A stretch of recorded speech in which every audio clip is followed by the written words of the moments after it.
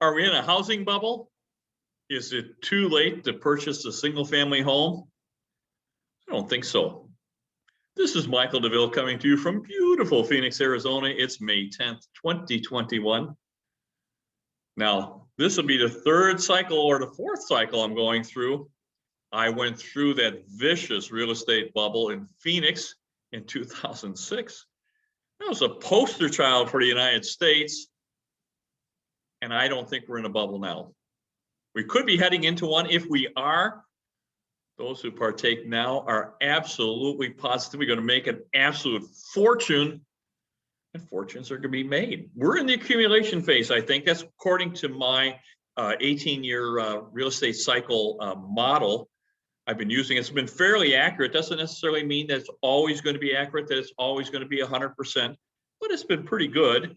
That's been a really nice guide telling us what's a correction, when's not a correction, when to get aggressive, when not to get aggressive. And per the cycle, we're heading into the accumulation phase. And the accumulation phase is exactly that. It's a time for you to accumulate properties as aggressively as you're possible. So you need to talk to your financial advisor and see if this is something that's going to work for you. Now, my model tells us what's going to happen. We've got a couple of scenarios that are going to maybe explore why it could happen. We're going to talk about that. So let's get right into it and see what I put together here in a presentation and see if you're going to like this. Now, my model indicates what is going to happen.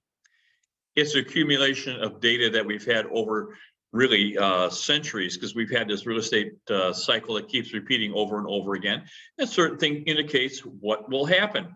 So let me just take a look at, here's the model. It's a simplified model for you. This isn't our proprietary calculations, but it's simplified so that you can see what we're talking about. So we are here. This is the accumulation phase from here. This is about 1.5 years or 2 years with which you're going to see rising prices.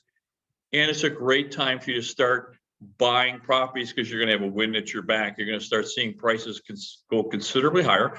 So if you buy them now, in 3 or 4 months, you're going to see that the prices have gone up. It's going to be a very, very nice rise in prices. We've seen that. Now, this is also the model that told us that we had in March 2018 that was absolutely just nailed it for the correction nationally. We also knew that per the model that the Q4 of 2019 is when we come out of it for a short time, go into a shorter correction in an ongoing bull market. This is all an ongoing bull market. These were extraordinary times with which to make purchases as you are now in the accumulation phase.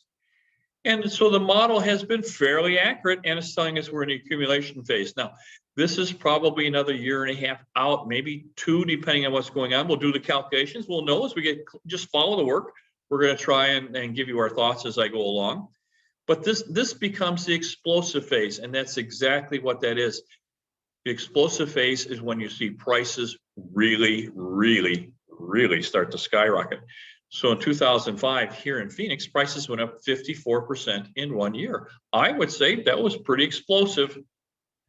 Now, we knew that going into 2005, that we're heading into the end of the cycle.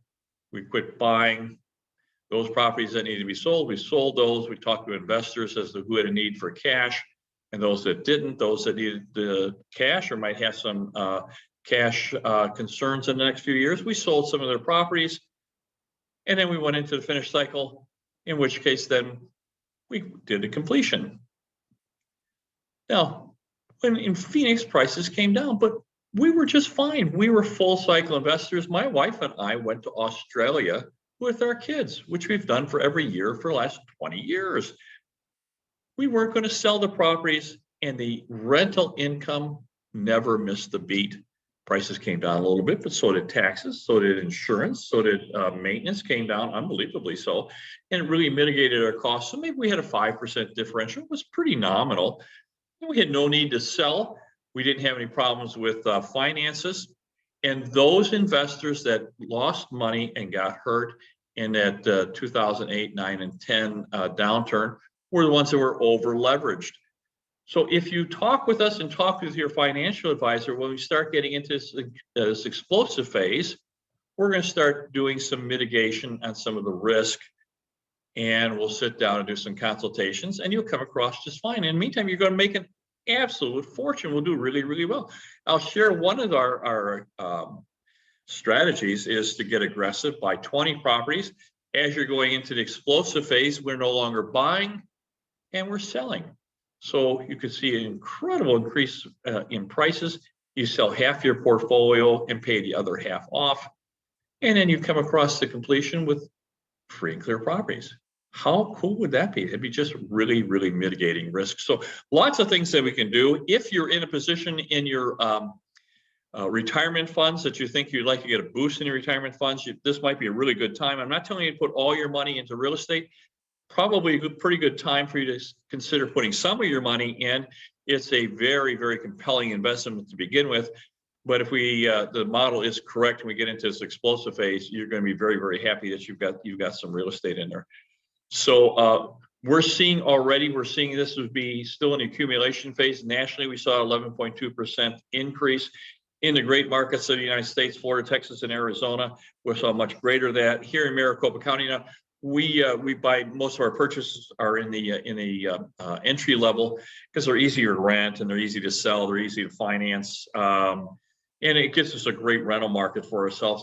That segment went up over 20%, so we had some really phenomenal increases. I expect in the coming years that we're going to do even better than that. I think starter homes are going to be probably one of the best investments you could possibly make. Financing certainly is just unbelievable. I mean, at these rates, I think that you're going to look back 4 or 5 years and I'll be so glad that you've got some financing on these properties. So we're more than happy to talk to you. We're more than happy to talk to your financial advisor. But all the components are coming together to make for a very, very compelling investment. I think that you're going to see in the major markets, you're going to see much stronger in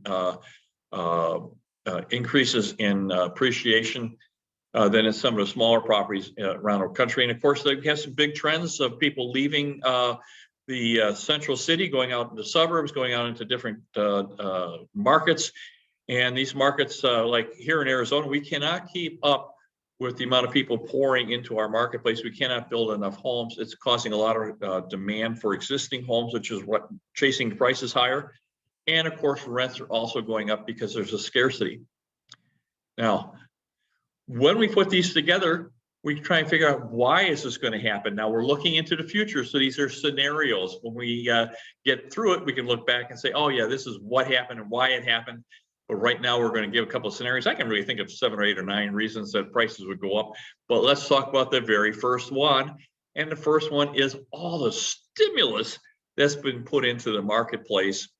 And of course, the money supply is historic. There is so much money in the United States. The money supply is just incredible. If you recall, when we got into that 2020 recession, President Trump got together with the Treasury, got together with the Federal Reserve, and they put in $6.3 trillion of stimulus that went into the money supply. And now, of course, we got the Biden administration. They're talking about putting even more stimulus. They had that stimulus check just recently, and they're talking about more and more and more. So the money supply is just phenomenal. There's so much money there to supply the rising prices. It will certainly supply all the asset classes, because I think all the asset classes are going to be rising. So some are going to do a lot better, and I think it's risking more than some more so than others. Now, look at the money supply. Again, look at this pop, but we're seeing that the money supply is actually getting into money velocity, or the velocity of money, when it starts being used. So a few of these stimuluses went into Main Street. Now, if you follow my work when we were talking in March of 2020, we said it's going to take 9 to 12 to 15 months before Main Street gets the stimulus. Now, when the stimulus went out in March and April of 2020, the stock market reacted because it's a very, very liquidity-driven market, where housing is more on Main Street. And it takes 9, 12, 15 months before it gets on the Main Street. And once it gets in the Main Street, then that's when housing reacts. But this time, the money went directly to households, and they put money right into the economy, and the economy took off. Again, look at the spike. We're seeing a spike across all asset classes and even in the velocity of money. Now, This is not just for the United States. Globally, there's just money absolutely everywhere. Almost the same spike. There's money absolutely everywhere. It's going to fuel, it can fuel growth. It can fuel rising prices. It can certainly fuel inflation because there's just plenty of money, and that money is going to look for a place to go. And particularly if you start seeing rising prices, it's going to be a virtuous cycle on rising prices. So as the prices rise, money's going to come in and make it go even higher. And it's going to be a global. So watch for precious metals that go up. You're going to see all kinds of things. Almost all asset classes are going to go up. So just be careful with it. Talk to your financial advisor and see what's good for you. I'm very, very good in the housing industry. So you might want to talk to your financial advisor about asset classes. Now, don't forget to like my video. If you like my video, give me a big thumbs up and subscribe. When you subscribe, it helps me market. And you're welcome to send comments and thoughts so that I can know how you're reacting to this and what you think of these things. This is fun, you know, as an author and as a videographer, it's kind of fun to get these comments. Now, let's go on to scenario number 2, which is inflation. I think inflation is going to be pretty rampant. I think that we're going to have higher inflation for longer than a lot of people think. I think inflation is here for a long time. I don't think this is a temporary at all. So look at the commodity prices, up 73% in 1 year. Now, this is base commodities. This isn't finished goods. So when you get to finished goods, it's even going to be higher. So if commodities are up 73%, what do you think is going to happen to gasoline? What do you think is going to happen to clothing and shoes and furniture? When all these things are going up, everything is going to go up. And you know, the Federal Reserve has said that it could stand a little higher inflation and they'd like the economy to run hot. Now, when you have debt, there's only 2 ways that you can get rid of debt. One is to default it, the other is to inflate it away. So the Federal Reserve has chosen to inflate it away. So you need to have an inflation hedge. You need to protect your purchasing power. You know, me as a baby boomer, it's something that we're really, really concerned about. I mean, all my clients are very, very concerned about being able to buy things that they're going to be able to protect their purchasing power. Look at lumber. You wonder why housing is up. Lumber has gone up 4 times in 1 year. It's up over 400%. And look at this spike. Have we seen this before? I think a 2x4, just one 2x4, it's running around $9 or $10 just for one 2x4. Can you imagine how many 2x4s we have in a house? And iron ore, you know, steel, it's used in everything. We just hit a record $212 a ton. Steel is up 212% year to date. Have we seen a spike before? Now, when you start seeing steel going up, that means cars are going to go up. That means refrigerators are going up. Then you have no aluminum is going to go up. Absolutely everything is made with steel. It's going to go up. You know, it's pervasive. So we're going to have inflation pervasive, and it's not just in basic materials. Here's the worst part: is it's going into food. You're seeing it in the foodstuffs. So it's at the beginning stages. It's at the basic end of it. You're starting to see wheat and rice and corn, soybeans, obviously milk and milk products. All those things are going to start going higher. You need to protect yourself. It might not be a bad idea for you to start thinking, maybe stock up some things that you use. Paper products are certainly going to go up. And if you need these, you should probably consider getting them. Look at this spike. We've seen this before. Corn is up 100%. 100%, and that's at the producer level. So it is not down at it's not at the finished good, but look at the spike. We've seen this, and it's going across all asset classes. Soybeans, same thing, they're spiking.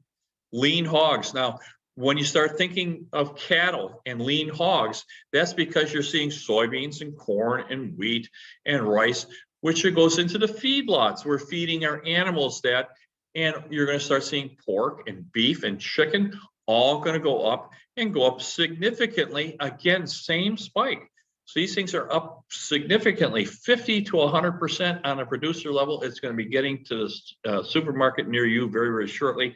I would highly recommend that you go out and buy some things that you use all the time and store them. So you may want to start getting some of these things. And look at this. Typically, you lose money on a car. But we've got chip shortages, again, shortages. So we had probably one of the coldest Aprils in 104 years, it ruined the French wine crop. The grapes lost 80% of the grape harvest. So you know the wine's going to go up. And of course, when you have a cold April, that means planting was late, and that's going to cause shortages in all the foodstuffs. And we're having shortages of computer chips for new cars, and people who need a car. If you can't get a new car, you have demand for older cars. Used cars are in demand, and the prices are going up. Same spike. So we have demand for used cars, same spike. We're seeing these things go up and go up very, very significantly. We're going to talk about my 18-year cycle. I think this is a very, very pertinent cycle. I think it's a legitimate cycle. I think we're here. I think you have plenty of time with which to purchase some properties, make a fortune, protect yourself. Certainly talk to your financial advisor. When we start getting up here into the explosive phase, we're certainly going to quit buying. We're probably going to sell some of our portfolio and mitigate our risk. And this is just very, very good for you. Now, again, I don't know that my real estate cycle is going to be perfect. I don't know that it's going to be correct, but it's been fairly good. And either way, it's a fairly compelling investment for you. We're more than happy to talk to you and your financial advisor. Now, you know, I'm an author. I just published Real Estate Investing for Beginners. I think if you're a beginner, there's a great ideas for you in here. Get you started. And how to create a real estate money machine, retire with income is our business plan. I think you like both those. You're able to get hold of me at michael@michaeldeville.com. If you got a comment or a thought, send it to us. We're more than happy to talk to you. And if you have your financial advisor, let us know. We're more than happy to be involved with you.